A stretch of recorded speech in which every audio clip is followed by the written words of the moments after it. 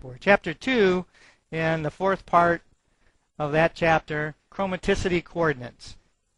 Systems of describing color that we're going to put in terms of a color space. We're going to take our tri-stimulus values that we calculated from our model for seeing color, and we multiplied our light source times our object time our standard observer times those, and came up with tri-stimulus values. So the tri-stimulus values of the CIA 1931 system can be used to specify a color very precisely, but unfortunately direct correlation with visual judgment is difficult. You can't really tell anything visually from looking at those X, Y, and Z numbers. So we need to transform them mathematically into some other numbers that mean something to us. For the X, Y, and Z values, we do use the capital Y value as an approximation of lightness, but the X and the Z values don't really correlate with hue and chroma, so we can't use it for those attributes. We have to do something with those numbers so that we can use them. And of course I know all of you like math and all, so this will be a fun thing for you to do. Unfortunately for you though, you're not going to really have to calculate too much of these. Most of the calculations are done by computers and already calculated for you. We're going to use something called chromaticity coordinates and the chromaticity diagram to identify color and lightness separately. So it's going to be a diagram where all the colors fall in place. If you remember last time, we had that model for the Munsell system, and it showed color in three-dimensional space. Well, this is something that does something similar. When we look at it, generally, we look at it in 2 dimensions on a piece of paper, but just keep in mind that the lightness value comes out from the surface of that figure perpendicular. So the CIA proposed using chromaticity coordinates. Now these are small x, y, and z, so don't confuse them. Tri-stimulus values are capital letters, and chromaticity coordinates are small letters, x, y, and z. If you paid attention and remember from earlier, the functions for the standard observers use x, y, and z, but they had a little line over the top. And to make sure when you use x, y, and z, you know which x, y, and z we're talking about, whether they're chromaticity coordinates, tri-stimulus values, or the standard observer function. You know which one we're talking about. They're recommended to use x and y to specify the chromaticity of a coordinate, and capital Y actually the lightness. The chromaticity coordinates are calculated by the following equations. You can see the equation for x, y, and z, and they're all the same. Basically, we take the for x, we take the tri-stimulus value, capital X, and divide it by the total of the 3 tri-stimulus values added together. So essentially we're calculating the proportion of each of the capital X, Y, and Z values out of the total. I see when I copied these I forgot to change that to Y and that to Z, so just keep that in mind that that's the Y and that's capital Z. But we change the capital values into the lowercase values, the tri-stimulus values, the chromaticity coordinates, using those equations there. But basically, again, it's the proportion of each of those divided by the total. So these chromaticity coordinates represent the proportion of the individual tri-stimulus values out of the total of the 3 values.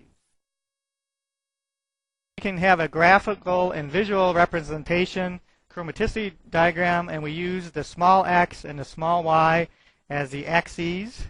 It's like we used graphs before for our source, object, and observer. We're going to use a graph again for showing where the chromaticity coordinates fall on a grid, so we can get an idea of where the colors also fall on that grid. The chromaticity coordinates of the pure colors of the visible spectrum form the shape of a horseshoe known as the spectrum locus. So we'll see that the chromaticity diagram looks kind of like a horseshoe shape. These values, these numbers that are on the outside, do those numbers look familiar from anything we've done before? What do those numbers correspond to? 400 to about 700. Yeah, those are the numbers that refer to the wavelength of of the different colors in the spectrum. So those values are in nanometers, and the outside of that diagram represents where all of the individual wavelength colors would fall. So if the color is out on the very edge, and you can see the numbers that go along with them, that represents the pure color of that particular wavelength. As you get closer to the center, it kind of gets less chromatic. We talked about the terms chromatic, less chromatic and closer, in this case, to white, because this has to do with colored lights. See right in here where it's the white colors, these letters in there represent light sources. So this would be artificial light, D65 is our daylight. Those are several of them. In a little bit you'll see where all of the different light sources fall in this diagram, but they all fall pretty much in this general area where it's lighter. You can kind of see what colors fall on the diagram in different places. This is the x-axis, y-axis. So if you pick a number, say for instance 0.4x, and we say 0.5y over here, and we move over, we see that's kind of a green color. So that's how you would use it. You could calculate the x, y, and z values, chromaticity coordinates, and find out where they fall on that curve and plot them and get an idea of what that color is. That's what it's for. Here's just another picture of the chromaticity diagram. And these ellipses actually represent kind of quality control, other experiments that we'll talk about in future classes. But basically the idea is the center is our standard, and as you go along the outer circle or ellipse, that represents where you just perceive a different color. So that's important when we talk about setting tolerances on colors, which is a big deal and has a lot of problems involved with it. But we'll talk about when we talk about the numbers more later. So this is our standard chromaticity diagram.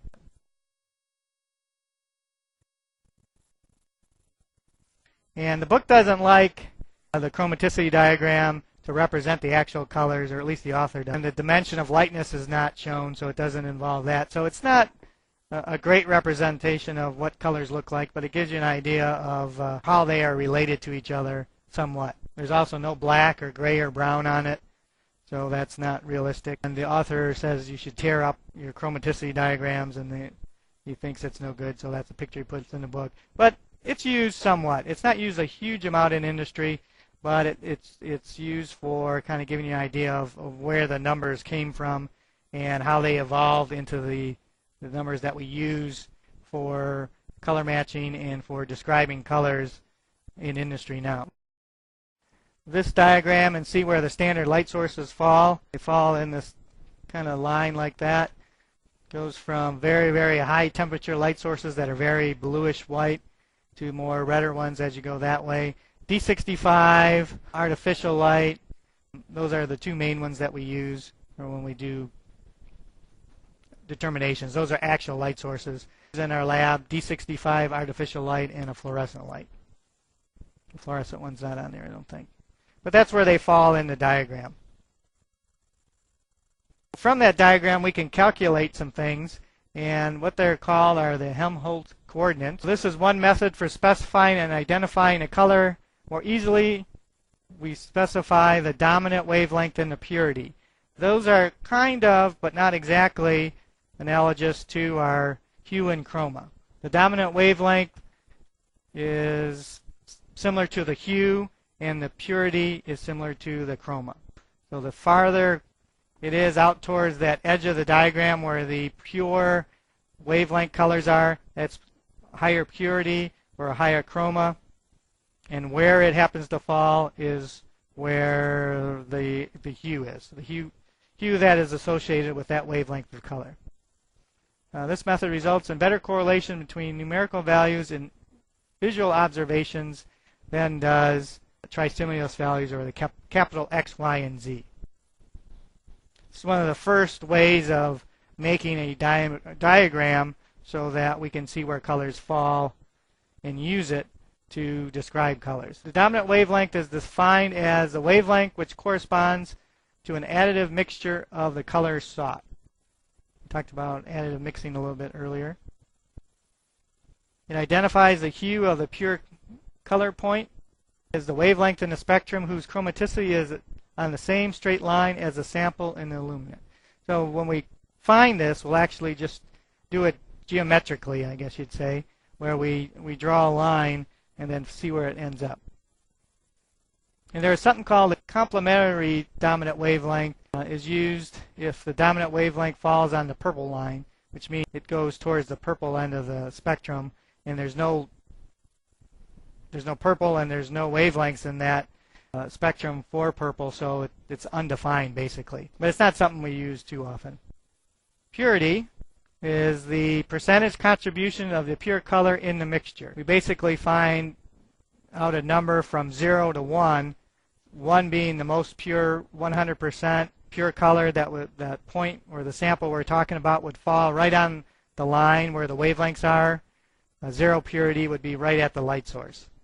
And then anything in between is how far the distance is between those two. Purity of 1 corresponds to the pure color. Purity of 0 corresponds to the color of the illuminant. And this is the actual equation for purity. And those values A and B are distances on the chromaticity diagram that we'll show you in a second here. Here's our chromaticity diagram. And we're looking at sample 1. And we want to describe what that sample is color-wise in terms of dominant wavelength and purity. So to do that, we need to know what illuminant we're talking about. Because remember, the illuminant affects what the color is. So in this case, the illuminant is where this dot is right here, our sample 1. So what we do is we draw a line starting at the illuminant. We draw it through the sample point and keep going until that line hits our wavelength line. Call it that. So our dominant wavelength in this case would be what? 550. If we had an illuminant here, say, and we drew a line straight through and it hit it up here, it would be what? About 540 or something like that.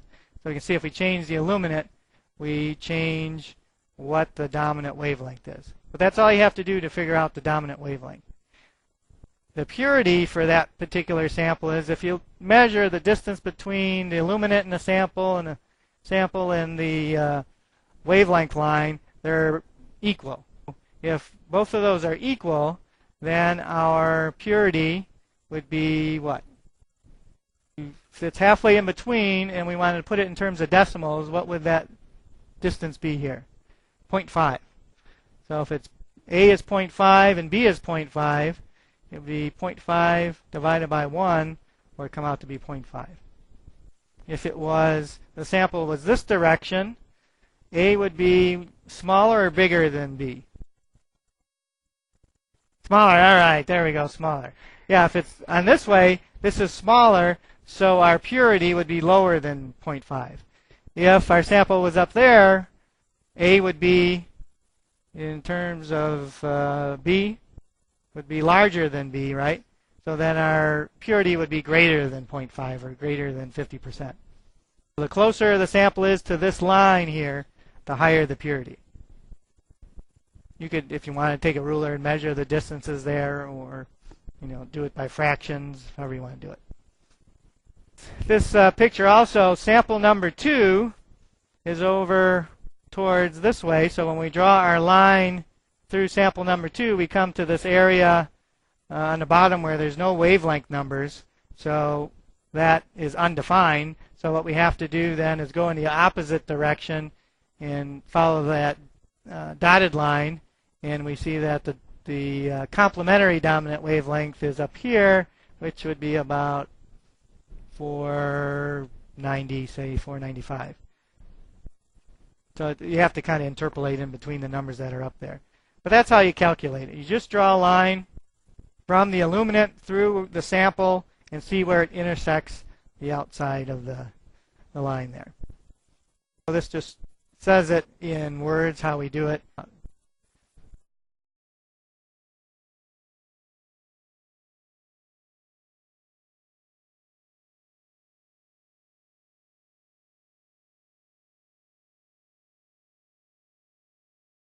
We'll use D65 as the light source. Here's our example. So our light source is D65. How would we determine the dominant wavelength?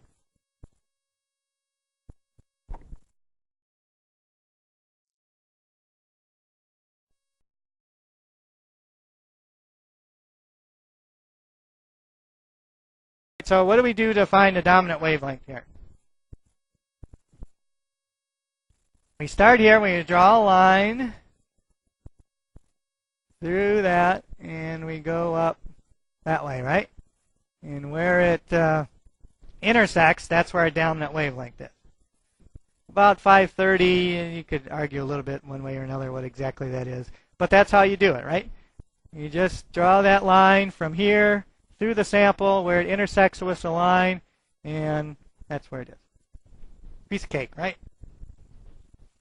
So if I would maybe ask a question like this on the test, you'd be able to figure that out, right?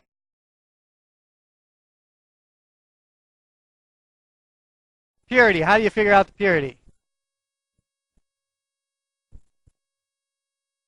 We have our line through there, right? And we draw a line through the sample, and we would measure the distance from the light source to the sample and the distance from the sample to the wavelength line, right? And lucky for you, I did that myself. If those are the values there, what would the purity be? I mean, I made the number so you don't even have to do any calculation. I measured the distance. It came out to 0.6 and 0.4. Luckily for you, it came out just nice and even.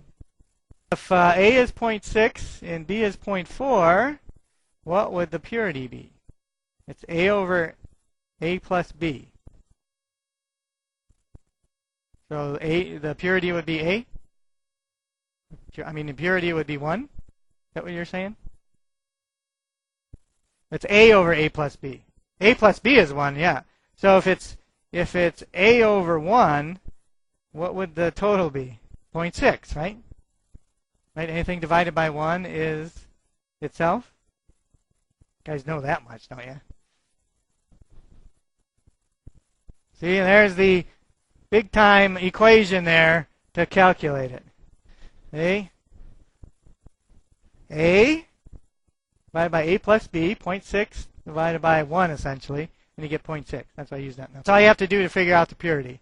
It's really you can think of it, if you put it in terms of a percentage, 60%. It's 60% of the distance from the light source to the line. So you can think of it that way. If it was 1, it would be up on this. The sample would have been up here. If the purity of 1 would be up there. If the purity of was 0, it would be by the light source.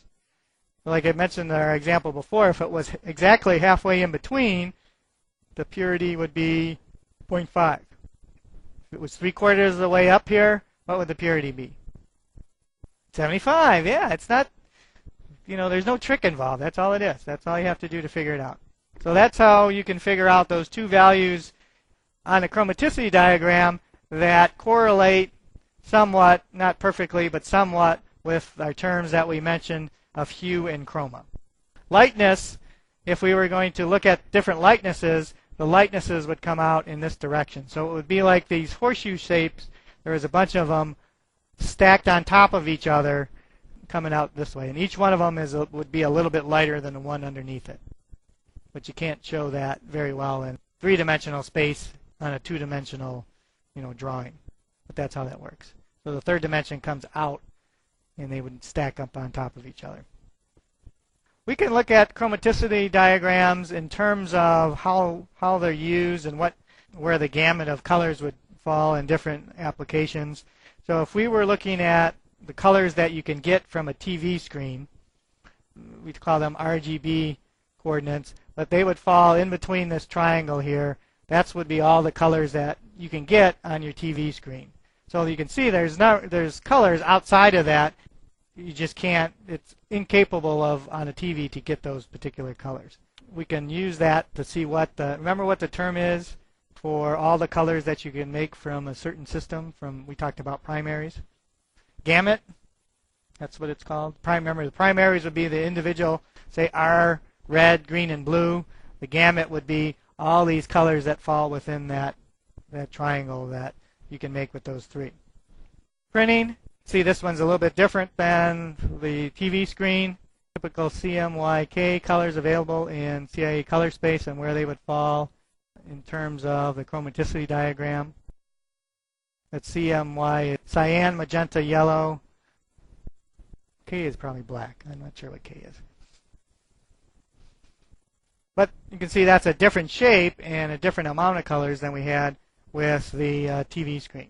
This is photographic colors, and you see this one actually seems to be the largest. Also uses cyan, magenta, and yellow, and you can see where they fall within chromaticity space.